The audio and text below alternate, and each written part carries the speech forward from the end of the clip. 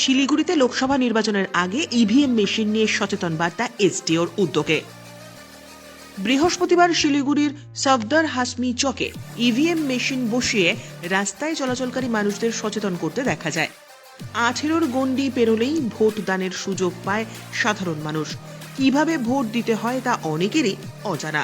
Vote দেওয়ার প্রক্রিয়া জানা না থাকলে তাদের ভুল হওয়ার আশঙ্কা বেশি করে থাকে, ফলে ভোটদাতাদের অনেক ভোট বাজেয়াপ্ত করা হয়। লোকসভা নির্বাচনের আগে যাতে এ ধরনের কোনো ঘটনা না ঘটে, সেজন্যই রাজ্য জুড়ে ইভিএম মেশিন বসিয়ে সচেতন করা হচ্ছে। শিলিগুড়িতেও দেখা গেল সেই একই ছবি। শিলিগুড়ির ভেনাস মোড়ে এসডিওর উদ্যোগে ইভিএম মেশিন বসিয়ে পথ চলতি মানুষদের সচেতনতার দৃশ্য।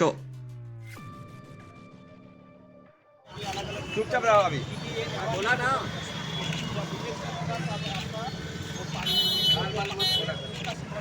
बोलना है तो सर